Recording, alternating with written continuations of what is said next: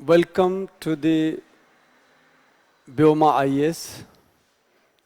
I am Deepak Kumar. As we talked yesterday in previous video about essay, again I'm going to specifically discuss the essay, and that essay is simplicity is the ultimate sophistication. सरलता इसका हिंदी अनुवाद है, सरलता सर्वोच्च परिष्कृति है, सरलता सर्वोच्च परिष्करण है, इस तरह का यह है। जैसा कि आपने देखा, ये निबंध जो है बहुत ज़्यादा अमूर्त प्रकृति का है। तो अमूर्त प्रकृति के निबंध में आपको उच्च स्तर की चीज़ें स्पर्शित करनी होती हैं, आपको एक बौद्धिक स्तर को स्पर्श करना होता है, और इसकी बार बार यदि अभ्यास किया जाए तभी हम इसे कर पाते हैं। तो देखिए, इसमें पहला शब्द है, मैं इस निबंध को लिखने जा रहा हूँ।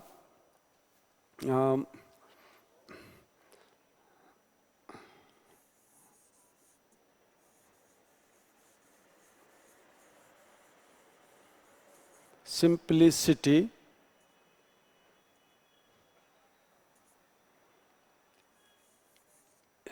is the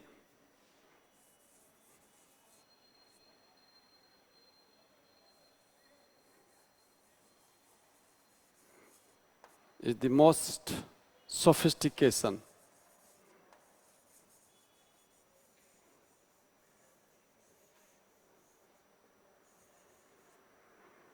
Sophistication.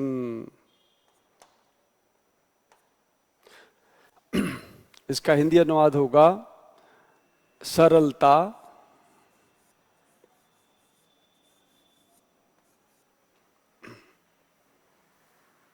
सर्वोच्च सरलता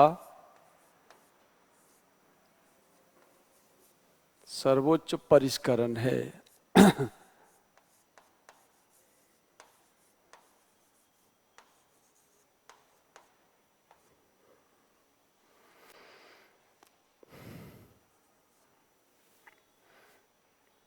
तो इस निबंध के बारे में यदि बात की जाए तो पाएंगे इसमें दो शब्द महत्वपूर्ण हैं।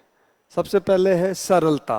सरलता सहजता या सुबोधता, सहजगम्यता, सामान्य, ठीक है, इस सरलता के पर्याय हैं। और सर्वोच्च परिष्करण है। सोफिस्टिकेशन से तात्पर्य इन्होंने परिष्करण से लिया है। परिष्करण का एक दूसरा अर्थ करते हैं साज सज्जा। आप जितने सहज हैं उतने ही परिष्कृत माने जाते हैं, और इस विचार को ही विस्तृत करना है। और इस विचार के विस्तृत करने में हम जिस भाषा का प्रयोग करेंगे, हम जिस विचार सरणी का प्रयोग करेंगे, वही विचार सरणी और भाषा हम सामने परीक्षा को दे रहे होंगे और उसी से वो आपके विषय में निर्णय लेंगे। तो इसके क्रम में, जैसा कि मैंने पहले एक भूमिका बताई थी, अब मैं सीधे इसके ऊपर मुझे लगता है 5-7 मिनट यदि बोलूँ, मैं 10 मिनट यदि बोलूँ, तो ये 1200 शब्दों का या 1100 शब्दों का निबंध हो जाएगा। मैं सबसे पहले सरलता पे बोलूँगा। तो आप इस निबंध की शुरुआत कालिदास की उस पंक्ति से कर सकते हैं जिसमें कालिदास ने कहा है, मंडनम नाकृति नाम किमिवहि मधुराणाम मंडनम नाकृति नाम। इस सूक्ति से, क्योंकि इस सूक्ति में, कालिदास की सूक्ति में इसी कथ्य का सूत्र प्राप्त होता है, हमें इसी कथ्य का भाव प्राप्त होता है। तो किमिवहि मधुराणाम मंडनम नाकृति नाम, यदि याद हो तो लिख सकते हैं इसको।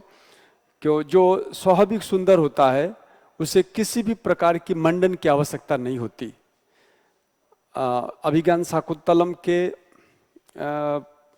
आरंभ में कालिदास शकुंतला के सौंदर्य का वर्णन करते हुए कहते हैं, क्योंकि शकुंतला स्वाभाविक रूप से सर्व सौंदर्य संपन्न थी, सर्वांग सुंदरी थी, अतः उसे किसी परिष्करण की, अतः उसे किसी आभूषण की आवश्यकता नहीं थी। और यह सत्य भी है कि व्यक्ति यदि स्वाभाविक सुंदर होता है तो उसे किसी बाहरी सौंदर्य की, किसी बाहरी आभरण की आवश्यकता नहीं होती। तो उसी क्रम में इस चीज़ को हम लिखते चलेंगे और आगे हम कहेंगे कि वास्तव में ये जो सरलता है, ये सरलता इस ब्रह्मांड की प्रकृति है। आप सावधानी से देखेंगे, हम इस उदाहरण को ब्रह्मांड के संदर्भ में, भाषा के संदर्भ में, विज्ञान के संदर्भ में, राजनीति के संदर्भ में, वाद और विवाद के संदर्भ में हमसे देखेंगे कि हमारी जो प्रकृति है ब्रह्मांड की बहुत ही सरल है। आप देखेंगे पृथ्वी अपनी एक स्थिर गति से अपने अक्ष पर भी भ्रमणशील है और यह अपने सौर मंडल में भी गतिशील है, सूर्य की परिक्रमा कर रही है। इसमें कोई कृत्रिमता नहीं है, स्वाभाविक गति से इसका परिभ्रमण हो रहा है। इसी प्रकार आप सूर्य को देखेंगे, ये ब्रह्मांडीय पिंड बहुत ही सहज गति से हमारी अनुभूति के अनुसार पूर्व दिशा में उदित होता है और पश्चिम दिशा में अस्त होता है, और इसमें कोई कृत्रिमता नहीं है, इसमें कोई कृत्रिमता नहीं है, सहज गति से ये क्रिया चलती चली जा रही है। ब्रह्मांड के अन्य जो पिंड हैं वे पिंड भी बहुत ही सहज गति से भ्रमणशील हैं, परिभ्रमणशील हैं, उनमें गुरुत्व बल है, उनमें जो भी क्रिया संक्रिया हो रही है उनका पूर्वानुमान वैज्ञानिक आराम से लगा रहे हैं और सहज गति सारी चीज़ें चल रही हैं। हमारी जो दूसरी गतिविधियां हैं प्रकृति की, वो सारी गतिविधियां बहुत ही सहज गति से, आप ऋतु चक्र को लें, ऋतु चक्र में सर्दी, गर्मी, बरसात आदि जो ऋतुएं हैं एक व्यवस्थित क्रम में सब चलती चली जा रही हैं और इसमें कोई भी विसंवाद उत्पन्न नहीं होती है। और हम जो, बल्कि मानव ऐसा विचित्र प्राणी है जो प्रकृति की तमाम चीज़ों पे इसका हस्तक्षेप है, इसने प्रकृति की सुंदरता को बिगाड़ा है और कहने को तो बुद्धिमान प्राणी है, लेकिन सबसे घटिया काम, सबसे निकृष्ट कार्य जो मनुष्य कर रहा है वो भी संस्थागत रूप से मल्टीनेशनल कंपनियां, बड़ी बड़ी सरकारें, ये तथाकथित विकासवाद का नारा, इनकी वजह से ऋतु चक्र बिगड़ जाए, प्रकृति चक्र बिगड़ जाए तो अलग बात है, अन्यथा प्रकृति अपने आप में स्वाभाविक रूप से चीज़ों को गतिशील लेके चलती है और इसमें स्वाभाविकता है। तो हमने पाया कि ये जो सरलता है ये प्रकृति में व्याप्त है, सरलता प्रकृति में व्याप्त है। आप अपने शरीर, अब स्वास्थ्य विज्ञान की दृष्टि से देखें तो हम पाते हैं कि हमारा जो शरीर है, हमारा जो शरीर रचना तंत्र है, फिजियोलॉजी है, यह भी अपने आप में गतिशील होकर ठीक से काम करता रहता है। यदि हम सायंकाल सूर्यास्त के बाद अपनी गतिविधियां रोक के शयन कर लें और फिर सूर्योदय के साथ उठें तो इससे ज़्यादा स्वास्थ्यकर तो कुछ हो ही नहीं सकता। लेकिन हम देर रात्रि, मध्य रात्रि तक कार्यरत रहते हैं, हमारे जीवन में कृत्रिमता है, हमारे जीवन में आकांक्षाएं और तमाम चीज़ों को प्राप्त करने की जो असीमित लालसाएं हैं, उनकी वजह से हम अपने को विघटित कर रहे हैं, हम अपने को कृत्रिम बना रहे हैं। तो वास्तव में हम यदि प्रकृति के साथ चलते हैं, हम प्रकृति के साथ उठते हैं, बैठते हैं, खाते हैं, पीते हैं, हम प्राकृतिक वस्तुओं को खाते हैं यदि, तो आप पाएंगे कि हम स्वस्थ हैं, हम हृष्ट पुष्ट हैं और सब कुछ सरलता के साथ चलती है। और आप देखेंगे संसार में जितने भी प्राणी हैं, मनुष्य के अतिरिक्त ऐसा कोई प्राणी नहीं है जो वस्तुओं को विरूपित करके ग्रहण करता है। मनुष्य एक ऐसा प्राणी है जो तमाम चीज़ों को पका के, भून के, तल के और न जाने क्या क्या क्रिया संक्रिया और क्या क्या करके उसको खाते हैं, सारी पौष्टिकता नष्ट करके खाते हैं। और यही कारण है कि सर्वाधिक बीमार भी मनुष्य ही होता है। हमने कभी बंदर को, हमने कभी किसी दूसरे ऐसे जानवर को अस्वस्थ होते बहुत ही कम बार सुना होगा। यदि कोई जानवर अस्वस्थ हो भी रहा है तो निश्चित रूप से मनुष्य के संपर्क में होगा तभी वो अस्वस्थ होगा। अन्यथा कोई भी जंगली जानवर या प्रकृति, कोई चिड़िया कभी बीमार नहीं पड़ती है, क्योंकि हम कभी बीमार पड़ने के लिए बने ही नहीं हैं। हम जो अस्वस्थ हो रहे हैं, क्योंकि हम क्या हैं, हम प्राकृतिक यदि हैं तो हमारी व्यवस्था में, हमारे कार्यकरण में, हमारे शरीर में, हमारे फिजियोलॉजी में, हमारे शरीर रचना तंत्र में एकदम सरलता है, सहजता है। और जैसे ही हम सहजता से दूर उठते हैं हम अस्वस्थ हो जाते हैं। जैसे ही हम इस प्रकृति के, इस सृष्टि के नियम के विरुद्ध कुछ करते हैं तो फिर वो कृत्रिमता करते हैं, कृत्रिमता लाते हैं, फिर उसमें कॉम्प्लिकेशन या उसमें गड़बड़ी की आशंका बढ़ने लगती है। इसलिए यह जो कथन यूपीएससी ने अपने निबंध के रूप में पूछा है, यह कथन वस्तुतः एक सार्वभौमिक सत्य की तरफ संकेत कर रहा है। और जो सरलता है वही सर्वोत्कृष्ट परिष्करण है, जो सरलता है वही सर्वोत्कृष्ट वस्तु है। हम सरलता से हटके जैसे ही असरल बनते हैं, अस्वाभाविक बनते हैं, कृत्रिम बनते हैं, कृत्रिम बनते ही हमारी जो सुंदरता है, हमारी जो नित्यता है, हमारी जो ड्यूरेबिलिटी है, हमारी जो स्थिरता है, हमारी जो दीर्घजीविता है, वो दुष्प्रभावित होती है। इसीलिए हम कह सकते हैं कि प्राकृतिक तौर पे ये बात बिल्कुल सच है कि जो सहजता है, जो सरलता है, वो सर्वोच्च परिष्करण है। हम राजनीति के क्षेत्र की बात करना चाहेंगे। इस कथन को, इस उपकथन को प्रमाणित करने के लिए, इस कथन के अनुसार अपने वृत्त को सिद्ध करने के लिए हम राजनीति की बात में ये कह सकते हैं कि प्रजातंत्र नाम की एक अवधारणा है संसार में। प्रजातंत्र, ये प्रजातंत्र की जो अवधारणा है, ये वास्तव में सरलता का ही प्रतिरूपण है, सरलता का ही उदाहरण है। क्योंकि प्रजातंत्र का मतलब होता है, विश्व में प्रजातंत्र विविधता का दूसरा पर्याय है। राजनीति की दृष्टि से हम प्रजातंत्र को प्रजातंत्र कहते हैं, लेकिन यदि आप इसे प्राकृतिक क्षेत्र में इसका प्रयोग करना चाहें प्रजातंत्र को, तो उसे हम विविधता कहेंगे। बायोडायवर्सिटी के बारे में संयुक्त राष्ट्र संघ लगातार प्रयास कर रहा है कि बायोडायवर्सिटी की सुरक्षा हो। संयुक्त राष्ट्र संघ तो जातियों की सुरक्षा के लिए, भाषाओं की सुरक्षा के लिए प्रयासरत है। तो भाषा की सुरक्षा करना या प्रजातंत्र को महत्व देना, आज चाइना की जो डेमोक्रेसी है वो क्यों सबके आलोचना का शिकार है? क्योंकि उसमें सरलता नहीं है, उसमें सहजता नहीं है, वह प्रकृति विरुद्ध है। प्रकृति प्रजातांत्रिक है, प्रकृति विविधता युक्त है, प्रकृति बायोडायवर्सिटी का दूसरा नाम है। प्रकृति चंपा, चमेली, गुलाब, कमल और अन्य पुष्पों का समुच्चय है।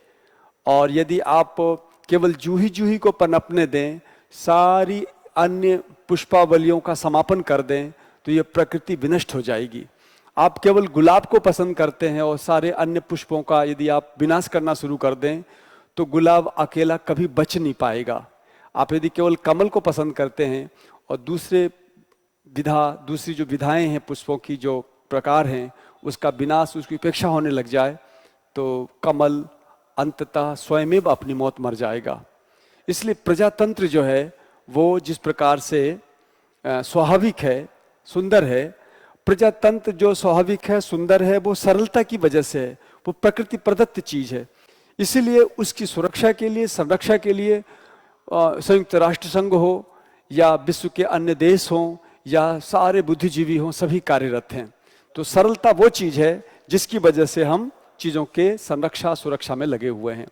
और बाद की जो चीजें हैं, चूंकि सरलता प्राकृतिक है, क्योंकि सरलता या प्रजातंत्र स्वाभाविक है, यथार्थ है, सत्य है। सरलता से मतलब सत्य से भी लिया जा सकता है, सत्य है। अतः यह सत्यता वास्तव में परम परिष्करण है। सत्यता परम परिष्करण है, क्योंकि परिष्करण और सर्वश्रेष्ठ इसलिए है ये, क्योंकि इसी का अस्तित्व बचता है। सत्यमेव जयते, सत्यमेव जयते नानृतम करके भी हम इस चीज को कह सकते हैं कि हमारी संस्कृति जो है, इतने हजारों वर्षों के बाद भी इसलिए अक्षुण्ण है भारतीय संस्कृति, क्योंकि इसमें सरलता थी, क्योंकि इसमें प्रजातांत्रिकता थी, क्योंकि इसमें सर्व धर्म समभाव था, क्योंकि इसमें सबके प्रति सम्मान की दृष्टि थी, क्योंकि इसमें सत्य को ढूंढने का, सत्य को महत्व देने का एक संदेश छिपा हुआ था और है। इसीलिए भारतीय संस्कृति सहज होने के कारण, सरल होने के कारण इतने वर्षों से चलती चली आ रही है। और स्थिति ये है कि इंडोनेशिया जैसे देशों में तो यद्यपि लोग इस्लाम धर्म के अनुयायी हैं, लेकिन उनके व्यवहार में, रहन सहन में आज भी हिंदू धर्म की बातें हैं। क्यों कि, और वैसे देखा जाए तो हमारा जो धर्म है, हिंदू धर्म या जो भारतीय सनातन संस्कृति है, उसमें सरलता, सहजता को बहुत ही महत्व दिया गया है। यही कारण है कि ये लंबी संस्कृति सिद्ध हुई, बहुत प्रभावी सिद्ध हुई। सच तो ये है कि भारतीय संस्कृति में इतनी विशेषता है, इतनी गहराई है, इतनी स्वाभाविकता है कि यह अपने आप में प्रजातंत्र से भी बेहतर एक संप्रत्यय है, मन अवधारणा है। तो इस प्रकार आप राजनीति के क्षेत्र को लेके, आप दर्शन के क्षेत्र को लेके, आप विज्ञान के क्षेत्र को लेके, अब ब्रह्मांड के क्षेत्र को लेके इसकी व्याख्या कर सकते हैं और बता सकते हैं कि वास्तव में जो सरलता है, वो सरलता सर्वोच्च परिष्करण इस रूप में भी है कि हम जो सरल, सहज और विविधता युक्त होता है वह स्थायी होता है और वो सुंदर होता है। और सुंदर होना, स्थायी होना, चिरस्थायी होना और ज़्यादा प्रभावी होना, वही तो सर्वोच्च परिष्करण है।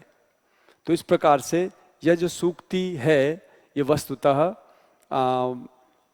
उस भाव की ओर संकेत कर रहा है जिस भाव में सहजता, सरलता है, और जिस भाव के सहज और सरल होने के कारण ही वह चिरस्थायी बनता है। तो इस प्रकार से राजनीतिक क्षेत्र में प्रजातंत्र की बात हमने की कि प्रजातंत्र इसलिए प्रशस्य है, प्रजातंत्र इसलिए प्रशस्य है क्योंकि प्रजातंत्र में प्रत्येक को, वो चाहे किसी भी निर्वंशीय इकाई हो, वह चाहे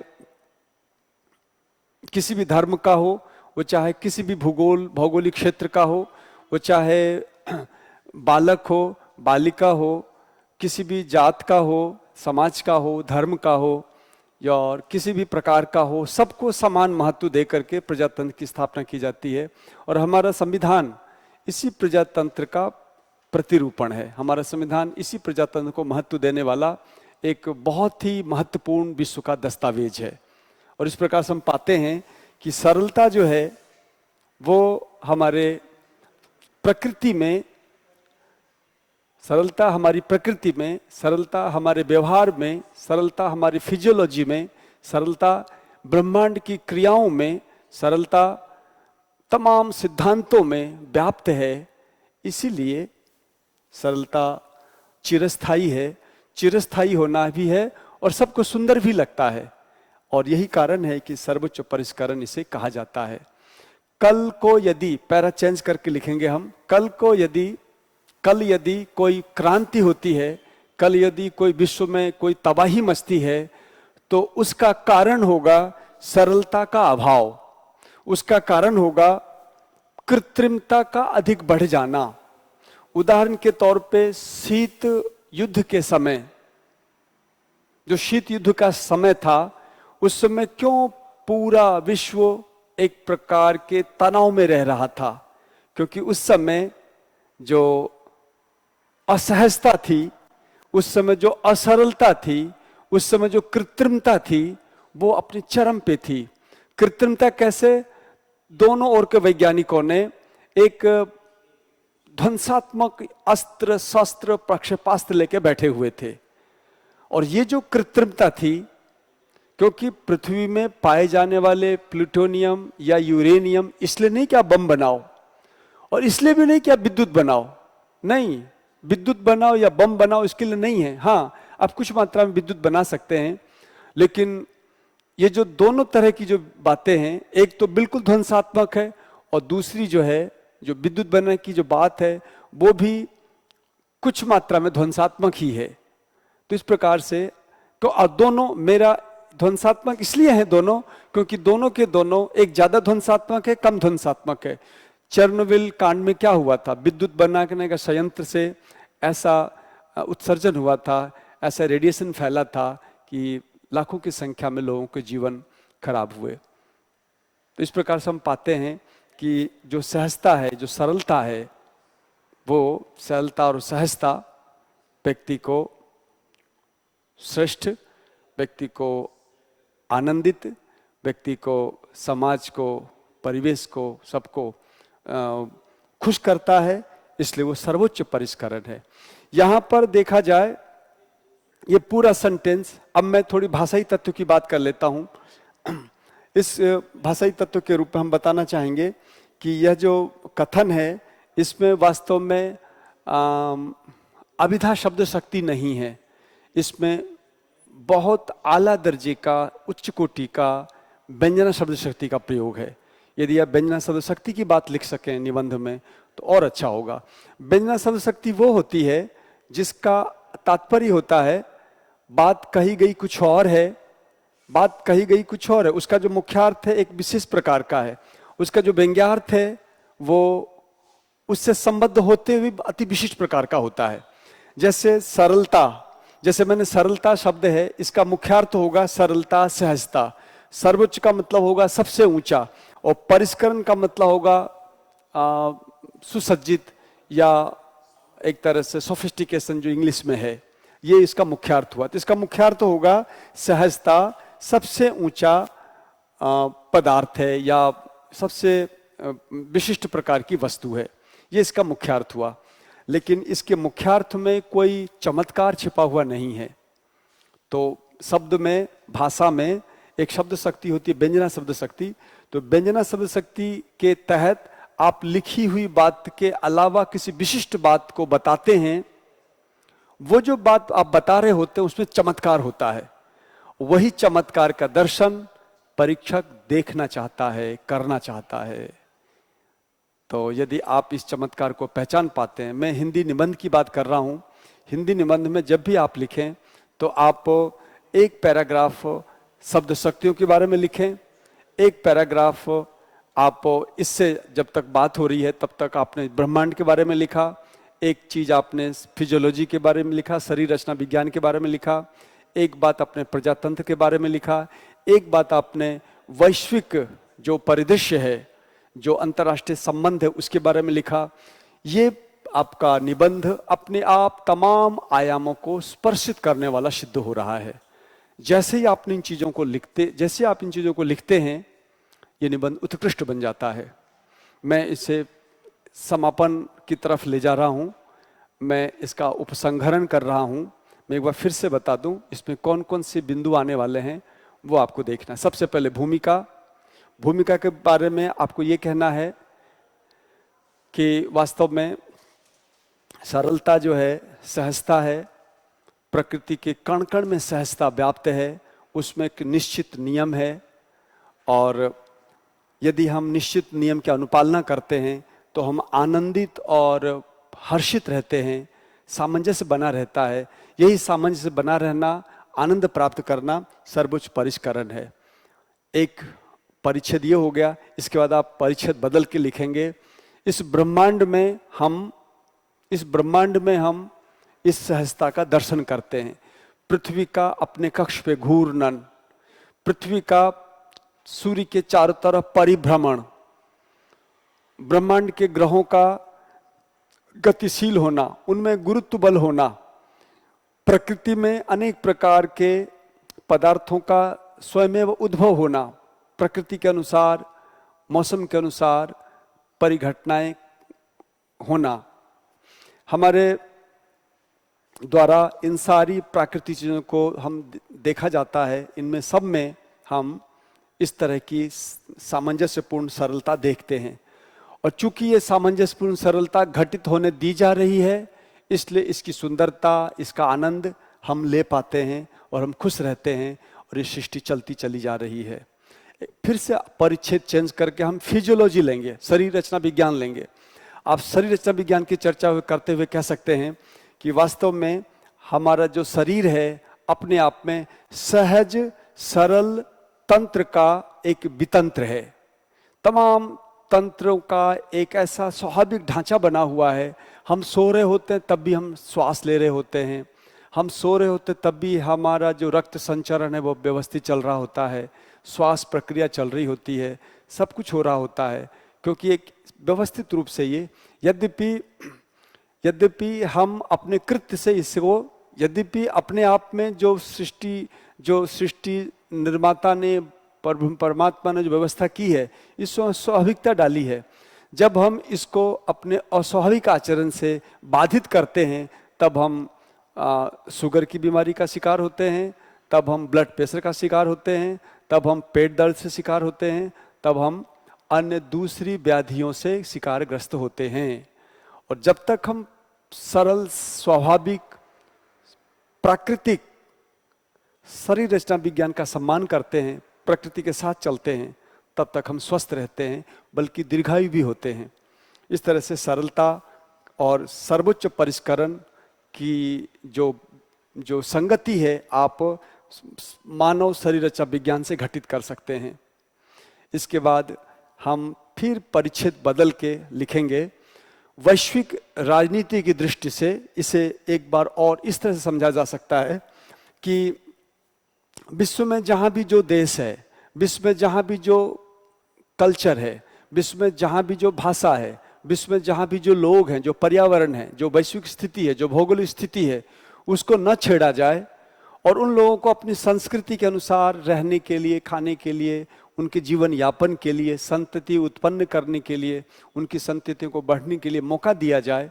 वैज्ञानिक ढंग से रहें, करें वो, लेकिन प्रकृति के साथ रहें, क्योंकि हिमालय की कंदराओं में रहने वाले उन निवासियों को, पहाड़ियों को आप मैदानी क्षेत्र में लाके सभ्य नहीं बना सकते। और हम होते कौन हैं? सभ्य कहने वाले। आदिवासी जो लोग हैं वो अपनी प्रकृति में, अपनी कल्चर में, अपने पर्यावरण में खुश हैं। अब उन्हें जबरदस्ती आधुनिक सभ्यता का पाठ पढ़ाना निहायत मूर्खता है।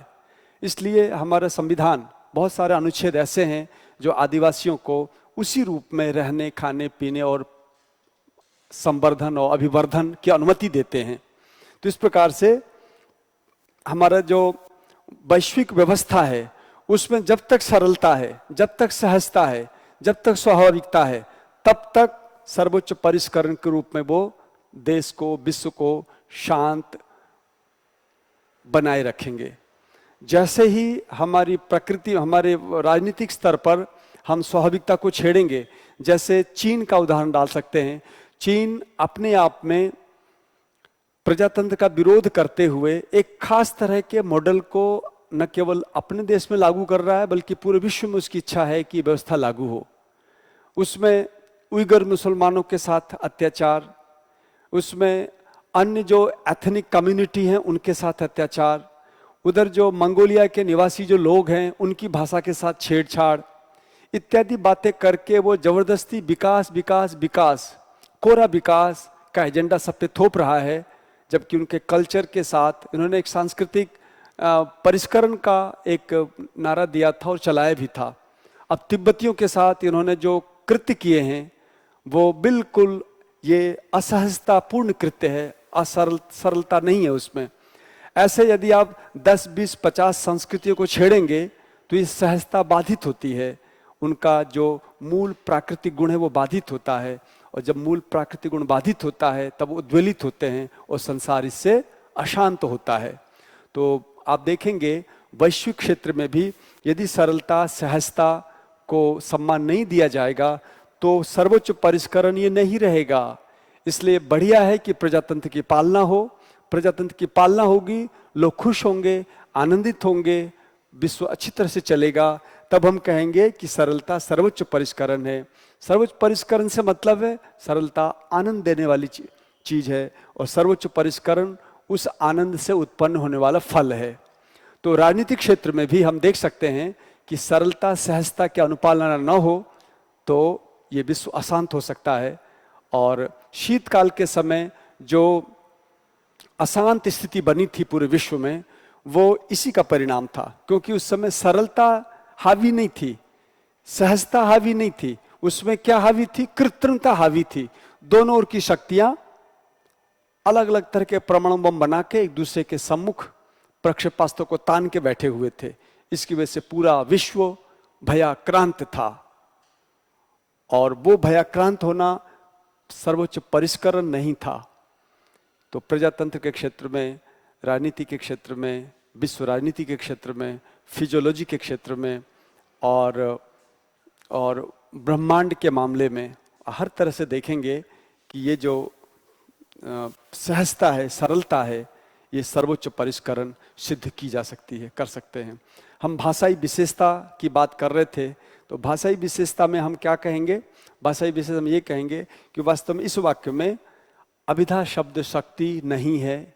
शब्द शक्ति एक व्यंजना शब्द शक्ति होती है, उसके तहत जो बात लिखी हुई होती है, इससे हट के कोई विशिष्ट बात यदि हमें सुनने को मिलती है, जानने को मिलती है, जो विस्मय परक होता है, जो आश्चर्यजनक होता है, चमत्कार पूर्ण होता है, उस वाक्य को हम व्यंजना शब्द शक्ति से युक्त मानते हैं। ये व्यंजना शब्द शक्ति से युक्त कथन है। इसमें कही हुई बात कुछ और है, लेकिन इसका जो व्यंग्यार्थ है, जिसकी चर्चा हमने की अभी, वो सारे व्यंग्यार्थ हैं इसके, वो महत्वपूर्ण है। इस प्रकार से आपने देखा ऐसे निबंधों की जो लेखन है, वो यदि ऐसे किया जाए तब जाके हम पूर्णांक की आशा कर सकते हैं। इसलिए मैंने कहा निबंध जो हैं डेटा और आंकड़ों का खेल नहीं है। निबंध एक गतिशील होकर के नव नव उन्मेष बुद्धि के साथ, तथ्यों के साथ वैश्विक स्तर से अपनी बात को जोड़ के लिखने का नाम है। और ये ऐसा लिखने वाला, समझने वाला एक ही निबंध में विश्व के तमाम मामलों को दिखा देता है, और वो निबंध प्रभावी होता है। तो आज के लिए इतना ही। मैं अगले वीडियो में दूसरे निबंध को लेकर प्रस्तुत होऊंगा। तब तक के लिए धन्यवाद। जय हिंद।